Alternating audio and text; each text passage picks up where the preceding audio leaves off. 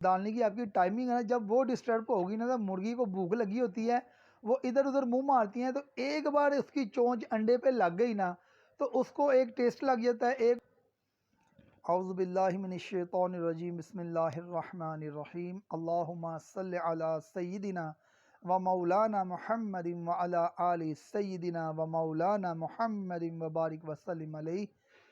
मैं हूँ सैयद नान अली बुखारी और आप देख रहे हैं हमारा चैनल यूनिक बॉडी इन्फो। सबसे पहले तमाम भाइयों से गुजारिश है कि हमारे चैनल को सब्सक्राइब कर दें, साथ ही बेल के आइकन को लाजमी दबाया करें ताकि हमारी आने वाली हर इन्फॉर्मेटिव वीडियो आप तक बर वक्त पहुँच सकें।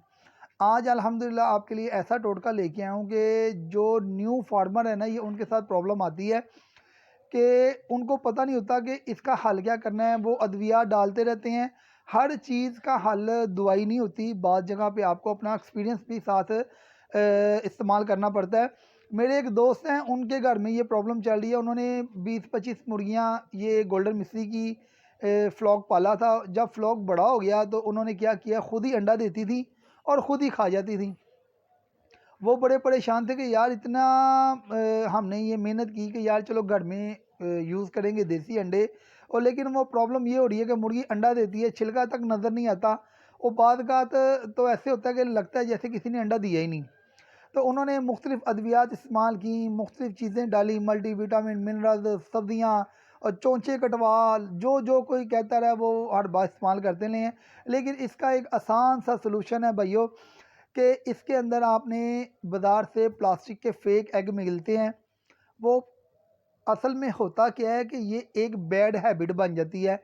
आप अक्सर लोग क्या करते हैं कि मुर्गी को दवाई डालनी होती है, मुर्गी को दवाई डालनी होती है सुबह के टाइम। सॉरी, मादरत बीच में कॉल आ गई थी। अब मुर्गी को एक सेकंड सर, मैं पहले असल में मुर्गी को फीड की जो डालने की आपकी टाइमिंग है ना, जब वो डिस्टर्ब होगी ना, जब मुर्गी को भूख लगी होती है, वो इधर उधर मुंह मारती हैं, तो एक बार उसकी चोंच अंडे पे लग गई ना, तो उसको एक टेस्ट लग जाता है, एक उसको मुफ्त के प्रोटीन मिलते हैं, उसको मज़ा भी आता है, जायका भी अच्छा होता है, और ख़ुराक से डिफरेंट चीज़ भी उसको प्रोवाइड हो रही होती है। वो एक मुर्गी जब चोंच मारती है ना, वो देखो देखी सारियाँ मुर्गियाँ उसमें चोंच मारना शुरू कर देती हैं। तो इस तरह एक से देख दूसरी, तीसरी, चौथी, पाँचवीं सबकी एक बैड हैबिट बन जाती है। उसके लिए बेहतरीन सलूशन है, आप दवाइयाँ भी डालें जो भी आपका दिल मानता है, लेकिन मेरे कहने पे एक बार ये चीज़ ट्राई कर लें। बाज़ार से 6 प्लास्टिक के फेक एग नकली अंडे मिलते हैं, वो ला के आपने उसके अंदर रख देने हैं। वो क्या होगा क्या कि जब वो उसको चोंच मारेंगी ना, तो उनको ना उसने टूटना है ना उसमें से कुछ निकलना है।